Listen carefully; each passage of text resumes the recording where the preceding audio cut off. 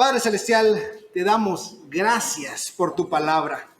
Te damos gracias por la libertad que tenemos de poder congregarnos, Señor, de poder estar aquí juntos con el propósito de alabarte, con el propósito de reconocer tu grandeza, tu majestad, tu gloria, Señor, con el propósito de reconocer que la salvación viene de ti, Señor. Que la salvación no es algo que nosotros alcanzamos, sino que es algo que tú nos das por tu gracia. Y queremos suplicarte que en esta mañana nos guíes, que en esta mañana nos concedas que tu Santo Espíritu obre en nosotros, tanto en el hablar como en el escuchar, Señor. Y que tu palabra corte lo que tenga que cortar en nuestros corazones, Señor. De modo que vivamos para tu gloria. Te lo suplicamos en Cristo Jesús. Amén. Pues vamos a ver en este pasaje 3 secciones. La primera es lo que vamos a leer del 1 al 3, y es que el pueblo nuevamente está bajo amenaza. Así que acompáñenme en la lectura. Y subió Naas amonita y sitió a Jabes de Galaad, y todos los hombres de Jabes dijeron a Naas, si me escuchan decir Nahash, es porque ese es su nombre realmente, haz un pacto por nosotros y te serviremos. Pero Naas amonita les dijo, lo haré con esta condición, que a todos vosotros os saque yo el ojo derecho. Así haré que esto sea una afrenta sobre todo Israel. Y los ancianos de Jabes le dijeron, danos 7 días para que enviemos mensajeros por todo el territorio de Israel. Y si no hay quien nos libre, nos entregaremos a ti. Miren cómo inicia esto. Hasta el momento lo que habíamos leído es que Israel tenía una amenaza y esa amenaza era de parte de los filisteos, ¿cierto? Y los filisteos, ellos estaban, digámoslo así, en la parte occidental. Sé que estoy señalando el lado opuesto, pero es el lado que les corresponde a ustedes, el lado occidental. Pero ahora se nos habla de Naas o Nahash, que era un rey amonita, y este está atacando ahora desde el otro lado. Este ahora está atacando desde el oriente. Y no solo eso, está amenazando y está humillando al pueblo.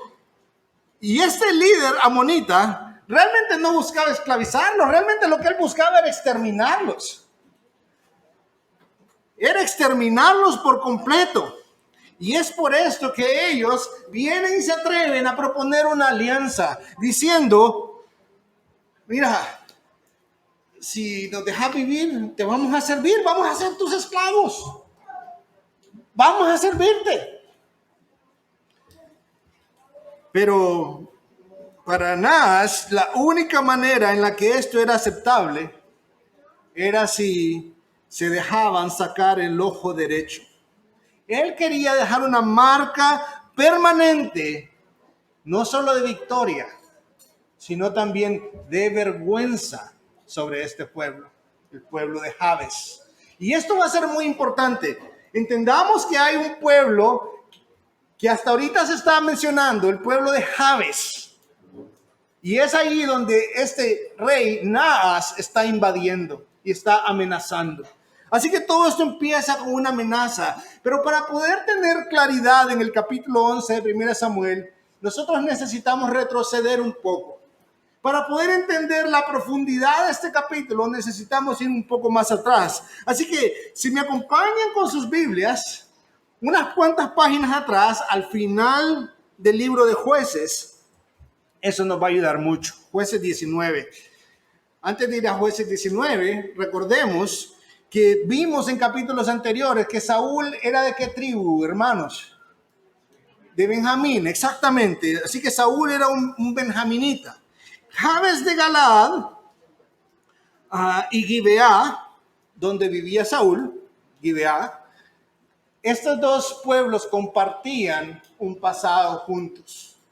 Estos dos pueblos tenían algo en común que en Jueces 19 se nos cuenta.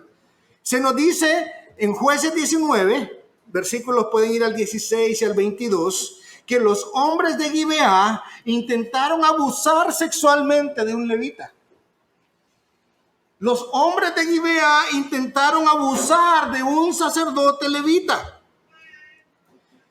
pero terminaron abusando de su concubina. Eso lo pueden ver en los versículos 25 y 26, dejándola casi muerta. De hecho, esta concubina murió, y cuando esta concubina murió, el levita lo que hizo fue que agarró a su esposa y la partió en 12 pedazos. Eso lo pueden ver en el versículo 29. Partió a su esposa en 12 pedazos. ¿Y saben qué hizo con esos pedazos? Pues se fue al correo y dijo: hágame un favor, envíenme estos pedazos, y los repartieron por todo el pueblo. Por todo el pueblo. Pues el pueblo se levantó en ira. Y si miran el capítulo 20, versículo 47, lo que sucedió es que el pueblo se levantó como un solo hombre para exterminar a los benjaminitas. Los únicos benjaminitas que sobrevivieron fueron aquellos que escaparon al desierto, que fueron 600 hombres. 25,000 hombres murieron. La tribu de Benjamín casi quedó exterminada. Casi quedó exterminada, a excepción de estos 600 hombres que huyeron al desierto. Ahora, ¿dónde entra lo de Jabes? Porque solo hemos visto Benjamín y Gibeá, que es donde vivían los de Benjamín. Pues el asunto es que cuando Israel convoca para ir a atacar a los de Benjamín, dijeron: no nos vamos a ir a la casa hasta que esto se arregle. Y el asunto es que hubo un pueblo que no se presentó. Hubo un pueblo que no se presentó para vengar la muerte de la concubina de levita, para castigar el pecado de los de Benjamín. Y este pueblo fue precisamente Jabes. Jabes. Y debido a que los de Jabes no se presentaron a pelear contra los benjaminitas, pueden ver en el 21 desde el 8 al 12, entonces el pueblo agarró a 12,000 hombres y los envió a exterminar a los de Jabes también. Los envió a erradicarlos. Y a los únicos que no erradicaron fue a 400 vírgenes que habían ahí. Y como ellos habían hecho la promesa de que ninguna de sus esposas de sus hijas iba a casarse con un benjaminita, decidieron dejar a estas 400 vírgenes de Jabes para que la tribu de Benjamín no se extinguiera. Y ese fue el propósito. Entonces, si pensamos la relación que había entre Jabes y Gibeá, lo que habían ahí eran primos, tíos, eran parientes muy cercanos. Eran parientes muy cercanos. Ahora, los hombres de Jabes, volviendo a 1 de Samuel 11, vienen y le solicitan una tregua a este rey Naas. Vienen y le dicen: danos 7 días para encontrar quien nos libre. O sea, ¿qué conquistador sé de estas cosas, verdad? Es como: dame 7 días para ir a buscar armas y ver quién te elimina. Lo que vemos aquí, hermanos, es que había una tremenda arrogancia de parte de Naas. Él viene y dice: sí, hombre, vayan, búsquenlos. Busquen a ver quién los va a librar de mis manos. Y esa es la arrogancia del mundo. Esa es la arrogancia del mundo. Naas estaba seguro que nadie iba a poder librarlos. Así que se los concedió. Pero eso no era misericordia. Eso era arrogancia extrema.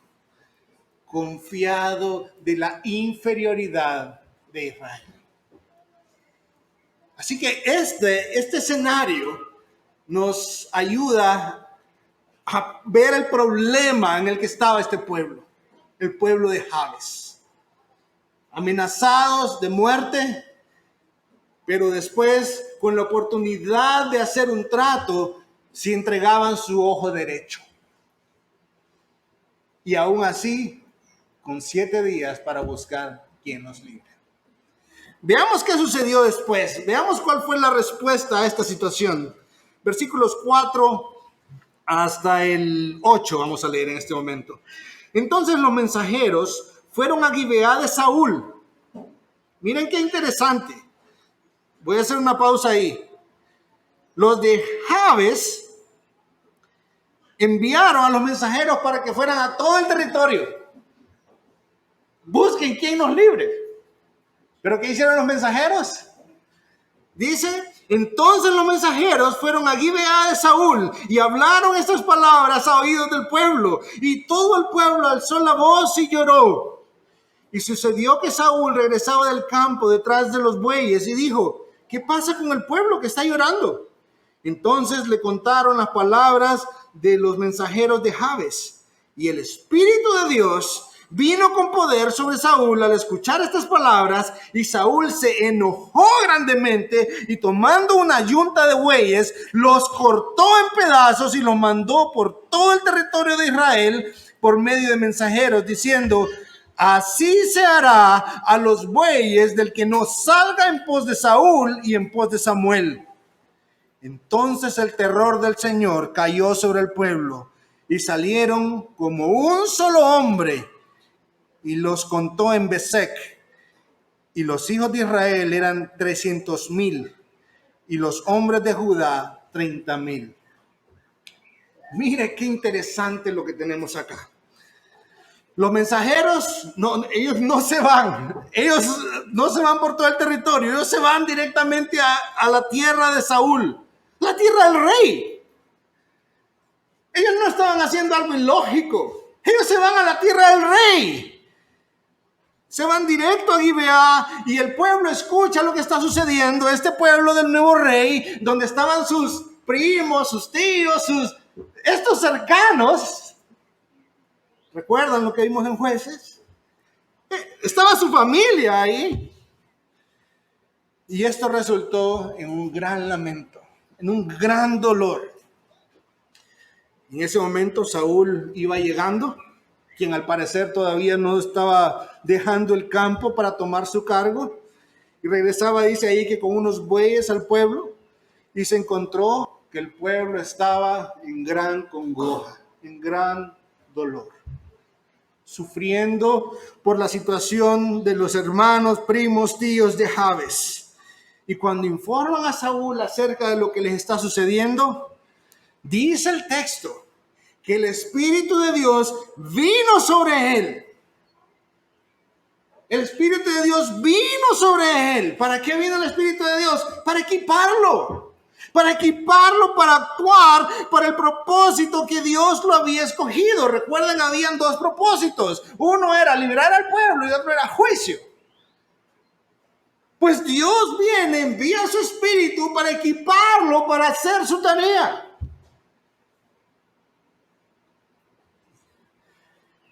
Y a diferencia del pueblo, Saúl no cayó agobiado y se puso a llorar, sino que dice que se llenó de ira. Se llenó de ira. Este fue el resultado de que el Espíritu viniera sobre él.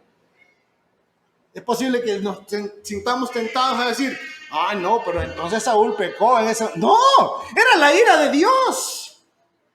Era el resultado de que Dios mismo enviara su Espíritu sobre él. Se llenó de ira, de celo santo. No era una ira pecaminosa, era el celo de un ministro de Dios a quien se le ha dado la espada para castigar al que hace lo malo. Citando las palabras de Pablo en Romanos 13. ¿Y qué hizo Saúl, hermanos? Mostró que por lo menos había un poco de historia. Eso hizo. ¿Cómo sabemos eso? Miren lo que dice. ¿Qué fue lo que él hizo? Envió una copia de la carta que Levita había enviado. Solo que interesante que lo que vemos aquí es prácticamente a un Saúl convirtiéndose como en un Sansón. Despedazó 2 bueyes ahí y envió los pedazos de los bueyes a todo el pueblo. Envía los pedazos de los bueyes a todo el pueblo y esos bueyes, imagínense recibiendo un correo y no era de Amazon, no, venía una pezuña y esto, en el otro venía un cacho ahí y esto. Y esa era una señal para decir, si ustedes no se unen a esta causa, la causa de Saúl, miren qué interesante las palabras de Saúl, y Samuel, él sabía que la autoridad no era suya. Él sabía que Dios era el que estaba detrás de todo esto. Claro, el Espíritu había venido sobre él. El que no se una a esta causa, esto le va a suceder, no a usted, a sus bueyes. Así como yo destrocé mis 2 bueyes, esto le va a suceder a los bueyes de todo aquel que no se una. ¿Y cuál fue el resultado, hermanos? Dice que vino gran temor. Dice que vino terror de Dios sobre el pueblo. Esto es muy interesante, ¿saben? Porque muchas veces escuchamos gente queriendo explicar el temor de Dios nada más como reverencia. Es que el temor de Dios es cuando hacemos esto a Dios, una reverencia. No, terror es una palabra muy descriptiva aquí. Pero no es un terror que paraliza, no, es un terror que mueve en contra del pecado y hacia Dios. Ese es el temor de Dios, ese es el terror de Dios del que está hablando acá. Ahora, qué interesante, porque la carta, el paquete que está enviando, es un paquete que en la historia ya se había repetido con la esposa de Levita. Piensen en esto, hermanos. De repente, recordemos el final del capítulo 10. ¿Y cómo va a poder salvarnos? Pero mire lo que tenemos ahí en el centro. Realmente Él no puede salvarlo si no es por la obra del Espíritu Santo en su vida. Este hombre no podía salvarlo si no fuera porque el Espíritu Santo vino a él. No había forma. Lo que Dios está respondiendo aquí a esa pregunta que por alguna razón la dejó plasmada en el capítulo 10 es que no se trata de Él. El que sigue siendo el rey es Dios. Está diciendo, no pongan su mirada en Saúl, sino en aquel que puso a Saúl.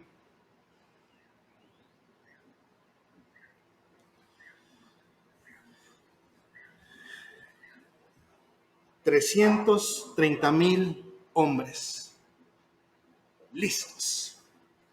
Versículos 9 y 10. Y dijeron a los mensajeros que habían venido, así diréis a los hombres de Jabes de Galaad, mañana, cuando caliente el sol, seréis librados. Entonces los mensajeros fueron y lo anunciaron a los hombres de Jabes, y estos se regocijaron. Entonces los hombres de Jabes dijeron a Naas, mañana saldremos a vosotros y podréis hacernos lo que os parezca bien. Mira qué interesante. Vienen y dicen a los mensajeros que están ahí en Gibeá, vayan y díganle, mañana van a ser librados. Piensen en esta gente de Jabes por un momento, por favor. Con la incertidumbre. En el pasado ninguno de nosotros fue.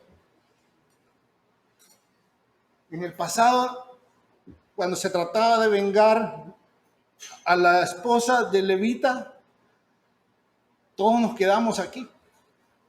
Nadie se presentó.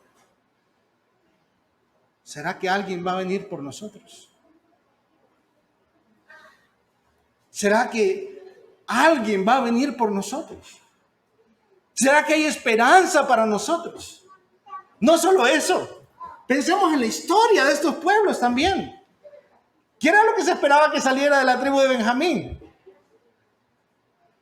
Casi que como podríamos aplicar las mismas preguntas que hicieron sobre Jesús, ¿verdad?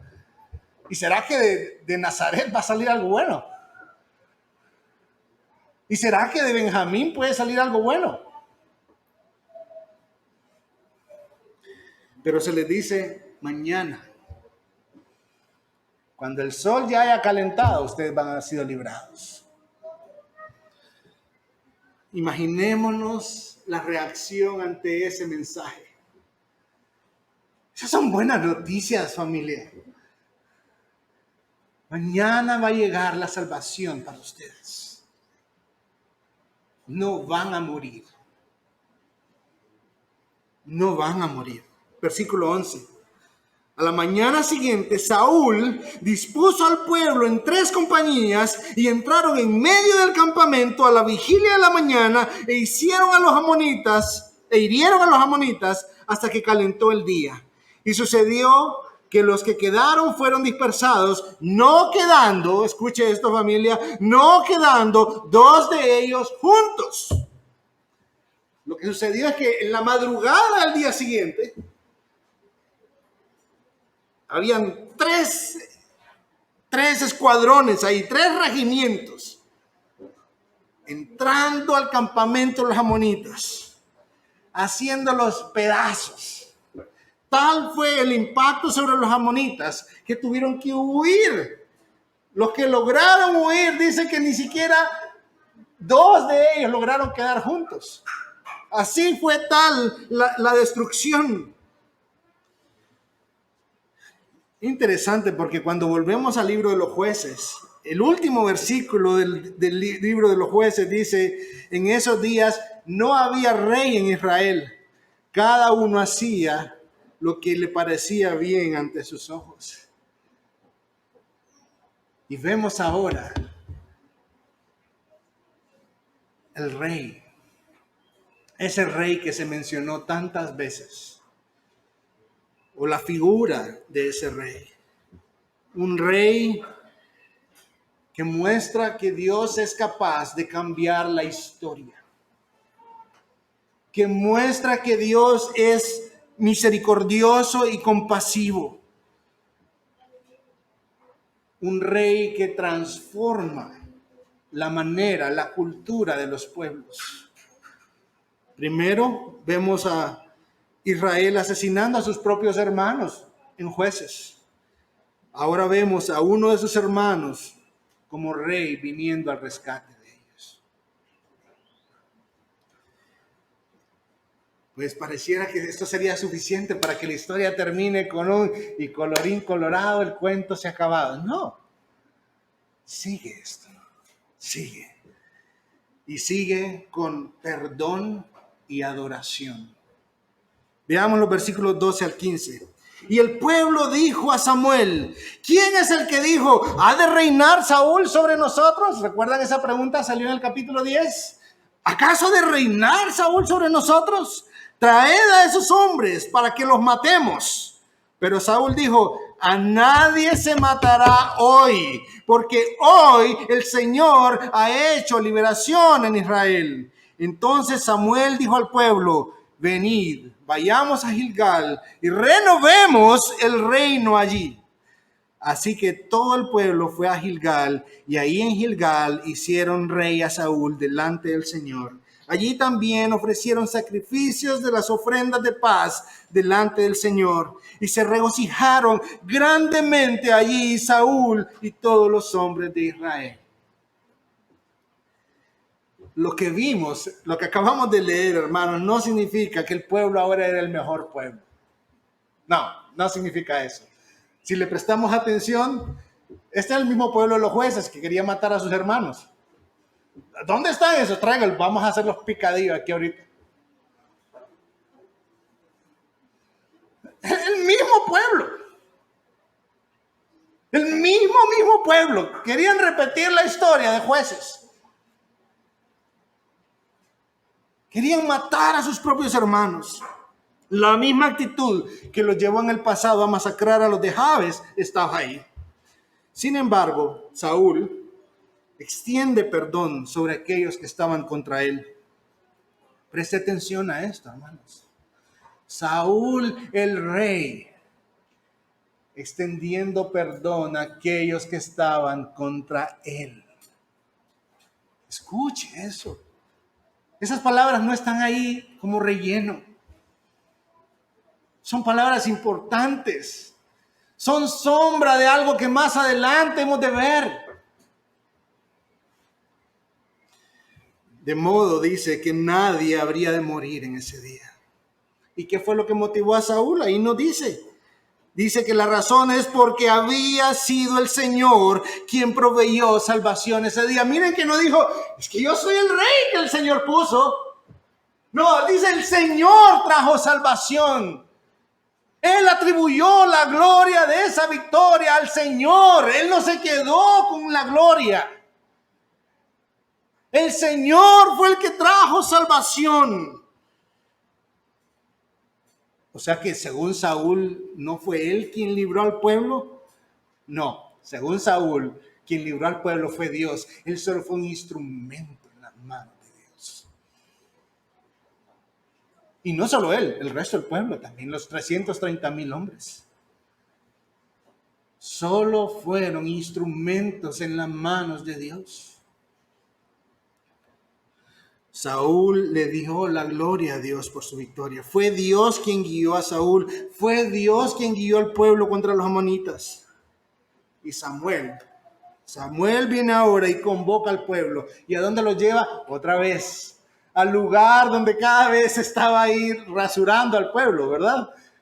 Se lo lleva a Gilgal. Y dice que es para renovar. Dice ahí, y renovemos el reino ahí. No es establezcamos el reino. El reino ya fue establecido en el capítulo 10. El reino ya fue establecido, pero vimos que hubieron malas reacciones contra el reino ahí. Y dice, vamos otra vez ahí y vamos a renovar el reino ahí. Así que se llevó a todo el pueblo para Gilgal, para renovar el reino. Y dice que ahí ofrecieron ofrendas de paz en gratitud a Dios. Adoraron a Dios. Pero mire qué interesante. Eran ofrendas de paz. La ofrenda de paz era una ofrenda en la cual, luego de presentarla, el pueblo también participaba de esa ofrenda. El pueblo comía y bebía juntos delante de Dios, gozosos por lo que Dios había hecho. Hermanos, es justo lo que vamos a tener hoy. Nuestro rey vino a salvarnos. Él murió por nosotros. Él fue la ofrenda para nuestra paz.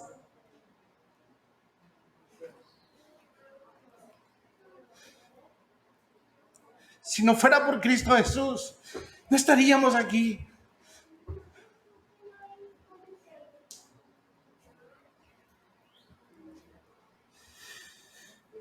Se congregaron gozosos para adorar a Dios, porque Dios había provisto salvación por medio del rey. Es justo lo que Dios hizo. Por medio de nuestro rey, Él proveyó salvación para nosotros.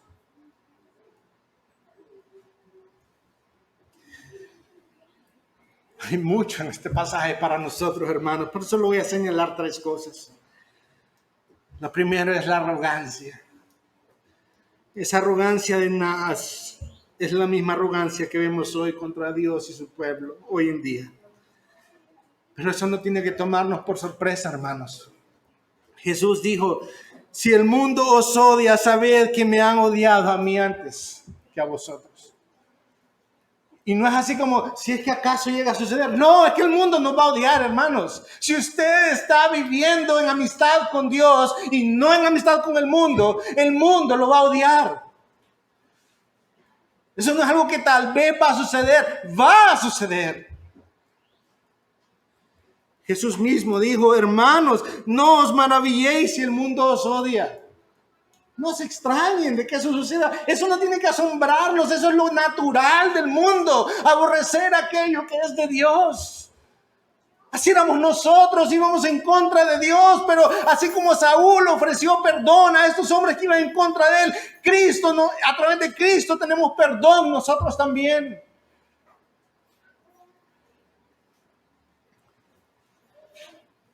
No hagamos tregua con el mundo, hermanos. No le ofrezcamos un ojo al mundo solo para buscar aceptación. Cuando buscamos tregua con el mundo es porque queremos un rey como el mundo. Eso es abandonar a nuestro Dios. Estemos dispuestos a sufrir el vituperio, sabiendo que nuestro Salvador vendrá, aquel que es poderoso para salvarnos aún de la muerte. 2. Confiar en nuestras capacidades no hace ninguna diferencia. Eso es arrogancia. ¿Sabe? Lo que hace este capítulo especial es lo que está en el centro. No son las acciones heroicas de Saúl y del pueblo. No es nada de eso. Si no hubiera sido por la obra del Espíritu Santo sobre Saúl, ¿dónde estaría Saúl, hermanos? No se estaría escondido detrás de las maletas, estaría debajo de la cama escondido. Lo vimos en el capítulo pasado, escondido detrás de las maletas. ¿Qué cambió aquí? El Espíritu Santo vino sobre él para equiparlo, para hacer su tarea. La tarea para lo que Dios lo había escogido. Así que no se trata de, wow, ese Saúl cómo cambió, ¿verdad? No, hermanos. Es wow, qué misericordia la del Espíritu Santo. Qué poder el del Espíritu Santo de convertir a un cobarde grandote así. Y guapo, dice la Escritura. En un héroe. Pero fue el Espíritu Santo quien lo hizo. Así que, hermanos, humillémonos delante de Dios. Pidámosles que nos quite la arrogancia mundana que nos empuja a depender de nuestras habilidades, que nos empuja a depender de nuestro nombre, de nuestro apellido, de nuestros contactos, y que nos llene de su Santo Espíritu para hacer lo que trae gloria al nombre de Dios. Pidámosle a Dios que nos conceda pastores en las iglesias llenos de su Espíritu para predicar con denuedo su palabra. Que es justo lo que vamos a ver en el capítulo 12. Samuel predicando una vez más. Humillémonos, hermanos. Humillémonos bajo la poderosa mano de Dios y pidámosle gobernantes temerosos de su nombre y llenos de su Espíritu.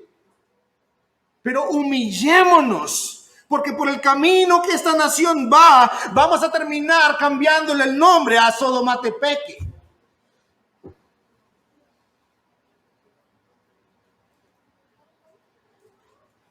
La esperanza para este país no está en las promesas de nuestros políticos. La esperanza de este país está únicamente en la gracia de Dios. Nosotros también podemos abandonar a Dios poniendo nuestra esperanza en hombres. Por último, en este pasaje vemos un llamado a consagrarnos a Dios. El príncipe de este mundo, Satanás, nos está ofreciendo el mundo para satisfacer por un rato nuestro pecado. Pero está listo para devorarnos al nomás acercarnos a Él. Así que no caigamos en su trampa, familia. Su tarea desde el inicio ha sido ser un mentiroso, un asesino. Su tarea ha sido cegar el entendimiento para que no se mire la gloria de Dios en la faz de Cristo. Nuestro Rey Jesús ya lo venció. Nuestro Rey Jesús no solo lo venció a Él, también venció a nuestro último enemigo, la muerte. Ahora, veamos cuál fue la reacción lógica de un pueblo que fue salvado por Dios. Gozosos juntos para adorar a Dios. Así que, hermanos, no dejemos de congregarnos por asuntos de este mundo. No dejemos de congregarnos por las excusas que este mundo nos ofrece como válidas. Más bien, gocémonos juntos adorando a nuestro Dios por la salvación que nos ha traído por medio del Rey de Reyes y Señor de Señores, que se llama Cristo Jesús. Tenemos la convocatoria del Rey que nos dice: no deje de congregarse como algunos tienen por costumbre.